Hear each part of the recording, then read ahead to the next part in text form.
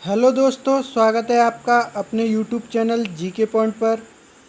हम बात करने वाले थे विश्व भूगोल की, जिसमें अपना महत्वपूर्ण टॉपिक था अक्षांश व देशांतर रेखा। हमने अक्षांश और देशांतर रेखाओं में सामान्य जानकारी देख ली थी। हमने अक्षांशों की कुछ विशेषताएं पढ़ी। अब अगले वीडियो में हम पढ़ने वाले हैं कुछ मुख्य अक्षांशों के बारे में। आइए देखते हैं मुख्य अक्षांश। जैसा कि आप देख रहे हो, ये अपनी पृथ्वी है। इस पर जो मध्य से अक्षांश 0 डिग्री है उसे भूमध्य रेखा कहते हैं, और इसके उत्तर में 90 डिग्री उत्तरी अक्षांश जिसे हम उत्तरी ध्रुव कहते हैं। इसके दक्षिण में 90 डिग्री दक्षिणी अक्षांश जिसे हम दक्षिणी ध्रुव कहते हैं। भूमध्य रेखा के उत्तर में 23.5 डिग्री उत्तरी अक्षांश जिसे हम कर्क रेखा कहते हैं, और उत्तर में 66.5 डिग्री उत्तरी अक्षांश जिसे हम आर्कटिक रेखा कहते हैं। दक्षिण में 23.5 डिग्री अक्षांश रेखा जिसे हम मकर रेखा कहते हैं, तथा दक्षिण में 66.5 डिग्री अक्षांश रेखा जिसे हम अंटार्कटिक रेखा कहते हैं। तो हम इन्हीं कुछ मुख्य अक्षांशों के बारे में चर्चा करेंगे। इससे अधिकतर एग्जामों में क्वेश्चन पूछ लिए जाते हैं। आइए देखते हैं एक एक अक्षांश को। आइए हम बात करने वाले हैं भूमध्य रेखा के बारे में। भूमध्य रेखा की विशेषताओं से एग्जामों में क्वेश्चन पूछ लिए जाते हैं। भूमध्य रेखा किसे कहते हैं? भूमध्य रेखा पृथ्वी के मध्य से गुजरने वाली अक्षांश रेखा है, जो उत्तर में उत्तरी गोलार्ध तथा दक्षिण में दक्षिण गोलार्ध दो बराबर भागों में बांटती है। इसीलिए इसे भूमध्य रेखा कहते हैं। इसे विषुवत रेखा भी कहा जाता है। विषुव का अर्थ होता है लंबवत चमकना, अर्थात सूर्य यहाँ पर वर्ष भर लंबवत चमकता है, इसीलिए इसे विषुवत रेखा कहते हैं। सूर्य के लंबवत चमकने के कारण यहाँ पर सूर्य ताप सर्वाधिक होता है तथा शीत ऋतु का प्राय अभाव पाया जाता है। भूमध्य रेखा पर दैनिक तथा वार्षिक तापांतर न्यून रहता है। भूमध्य रेखा को हम बृहत वृत्त भी कहते हैं। भूमध्य रेखा पृथ्वी के केंद्र से कोणीय दूरी 0 होती है। भूमध्य रेखा पर दो विषुव बनते हैं, बसंत विषुव और शरद विषुव। बसंत विषुव इसलिए कहा जाता है क्योंकि ये बसंत महीने में आता है, और शरद विषुव जो कि सर्द में आता है। बसंत विषुव 21 मार्च को आता है, जबकि शरद विषुव 23 सितंबर को।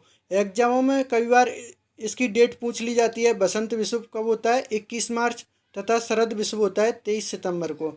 इसीलिए यहाँ पर दिन और रात की अवधि समान रहती है। आइए बात करते हैं गुरुत्वाकर्षण बल की। भूमध्य रेखा पर गुरुत्वाकर्षण बल न्यूनतम पाया जाता है, तथा उत्तरी ध्रुव और दक्षिणी ध्रुव पर गुरुत्वाकर्षण बल सर्वाधिक पाया जाता है। इसका कारण क्या है? पृथ्वी का ध्रुवों पर चपटी होना गुरुत्वाकर्षण बल का कारण है, जो कि उत्तरी ध्रुव और दक्षिणी ध्रुव पर सर्वाधिक पाया जाता है। भूमध्य रेखा किन किन महाद्वीपों से होकर गुजरती है? दक्षिणी अमेरिका के उत्तरी भाग से, तथा अफ्रीका महाद्वीप के मध्य से होकर गुजरती है, तथा एशिया के द्वीपीय देश से होकर गुजरती है। अफ्रीका महाद्वीप में एक कांगो नदी है, जिसे हम जायरे नदी भी कहते हैं। यह भूमध्य रेखा को 2 बार काटती है, उल्टे यू आकार में बनी हुई है। अफ्रीका महाद्वीप में एक झील भी है जो भूमध्य रेखा पर स्थित है, जिसका नाम है विक्टोरिया झील। अब तक हमने बात की थी भूमध्य रेखा की। भूमध्य रेखा पृथ्वी को 2 बराबर भागों में बांटती है, तथा यहाँ पर सूर्य ताप सर्वाधिक पाया जाता है और शीत ऋतु का अभाव पाया जाता है, तथा दैनिक और वार्षिक तापांतर न्यून पाया जाता है। भूमध्य रेखा पर शरद विषुव और बसंत विषुव बनते हैं। बसंत विषुव 21 मार्च तथा शरद विषुव 23 सितंबर को बनता है। अब बात करते हैं गुरुत्वाकर्षण बल की, जो भूमध्य रेखा पर न्यूनतम पाया जाता है और उत्तरी ध्रुव और दक्षिणी ध्रुव पर सर्वाधिक पाया जाता है। यह भूमध्य रेखा दक्षिणी अमेरिका के उत्तरी भाग से तथा अफ्रीका के मध्य से और एशिया के द्वीपीय देश से गुजरती है। इसे कांगो नदी 2 बार काटती है और इस पर विक्टोरिया झील स्थित है। आइए हम बात करते हैं कर्क रेखा की। कर्क रेखा पृथ्वी के केंद्र से 23.5 डिग्री कोणात्मक दूरी को दर्शाती है, अर्थात भूमध्य रेखा से उत्तर में 23.5 डिग्री अक्षांश रेखा को कर्क रेखा कहते हैं।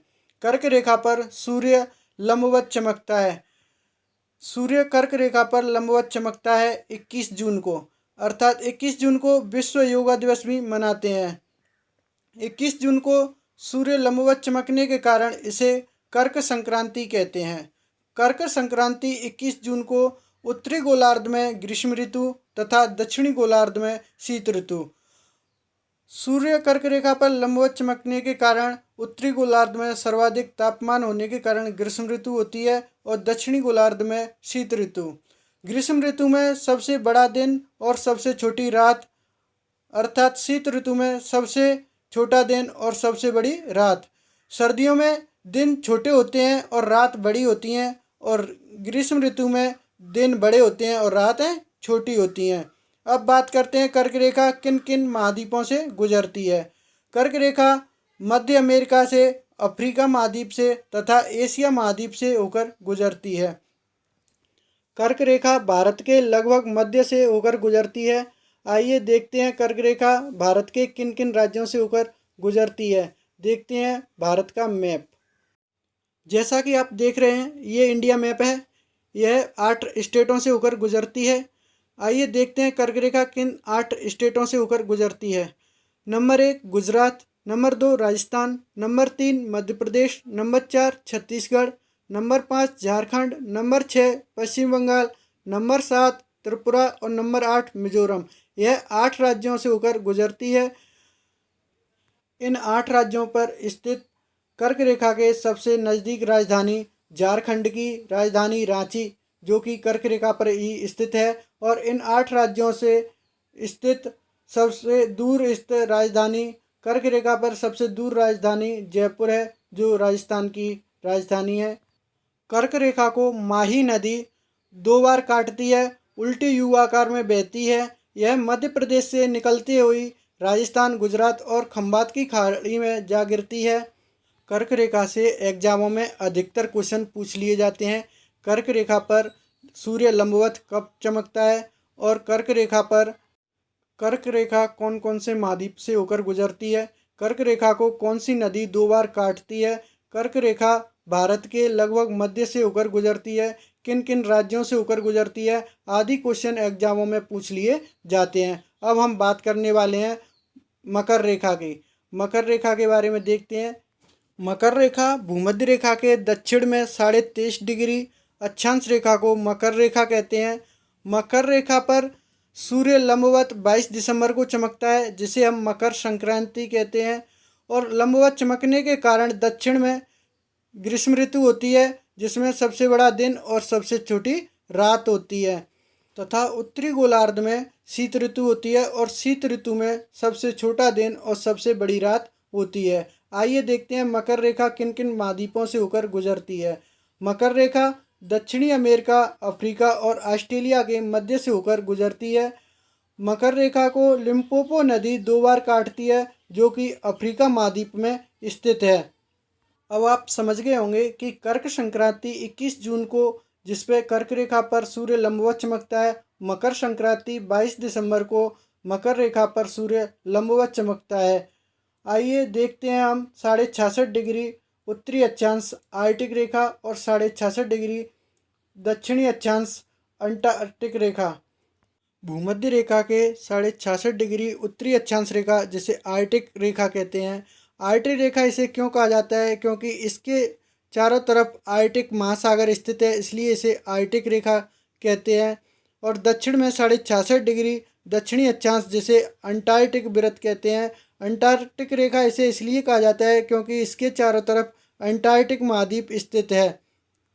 भूमध्य रेखा से उत्तर में 90 डिग्री उत्तरी अक्षांश रेखा, जिसे हम उत्तरी ध्रुव कहते हैं, तथा भूमध्य रेखा के दक्षिण में 90 डिग्री दक्षिणी अक्षांश रेखा, जिसे हम दक्षिणी ध्रुव कहते हैं। भूमध्य रेखा पर सूर्य लंबवत चमकने के कारण सर्वाधिक तापमान वृद्धि होती है, और यहाँ पे दिन रात की अवधि लगभग समान होती है। जबकि ध्रुवों पर सूर्य का ताप लंबवत नहीं चमकता है, वहाँ पे 6 महीने का रात और 6 महीने का दिन होता है। भूमध्य रेखा से उत्तरी ध्रुव और दक्षिणी ध्रुव पर जाने पर दिन और रात की अवधि में वृद्धि होती है। ये थे अपनी मुख्य अक्षांश रेखाएं, इनसे अधिकतर क्वेश्चन पूछ लिए जाते हैं। कुछ क्वेश्चन अक्षांशीय क्षेत्रों को लेकर भी क्वेश्चन पूछ लिए जाते हैं और कुछ जलवायु कटबंध के आधार पर भी क्वेश्चन पूछ लिए जाते हैं। आइए देखते हैं अक्षांशीय क्षेत्रों के बारे में और जलवायु कटबंध के बारे में। ये पृथ्वी है, इसके मध्य में 0 डिग्री अक्षांश रेखा, इसको भूमध्य रेखा कहते हैं। इसके उत्तर में 30 डिग्री उत्तरी अक्षांश रेखा तथा दक्षिण में 30 डिग्री दक्षिणी अक्षांश रेखा। इन दोनों रेखाओं के मध्य भाग को निम्न अक्षांशीय क्षेत्र कहते हैं तथा 60 डिग्री उत्तरी अक्षांश रेखा और 60 डिग्री दक्षिणी अक्षांश रेखा, इसके मध्य के क्षेत्र को मध्य अक्षांशीय क्षेत्र कहते हैं। 60 डिग्री उत्तरी अक्षांश रेखा तथा 60 डिग्री दक्षिणी अक्षांश रेखा से लेकर 90 डिग्री उत्तरी अक्षांश और 90 डिग्री दक्षिणी अक्षांश तक के मध्य भाग को उच्च अक्षांशीय क्षेत्र कहते हैं। ये थे कुछ मुख्य अक्षांशीय क्षेत्र जिनसे एग्जाम में क्वेश्चन पूछ लिए जाते हैं। अब हम बात करने वाले हैं जलवायु कटबंध के बारे में। तो हमारी पृथ्वी को कुछ जलवायु कटबंध के भागों में भी बांटा गया है। आइए देखते हैं जलवायु कटबंध।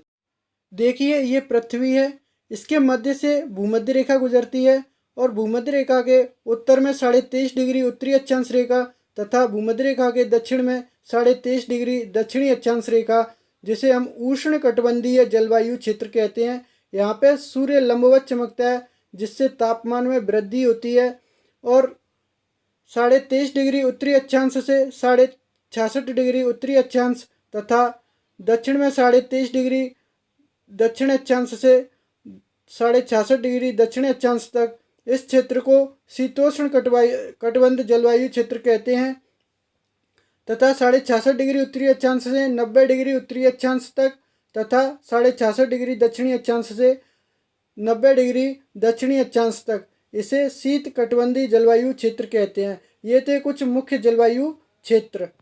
हमने इस वीडियो में बात की थी कुछ मुख्य अक्षांश रेखाओं की, कुछ मुख्य अक्षांश क्षेत्रों की तथा जलवायु कटिबंधों के बारे में हमने चर्चा की थी। अगर आपको ये वीडियो पसंद आए तो लाइक करें, शेयर करें एंड सब्सक्राइब करें। थैंक यू, धन्यवाद।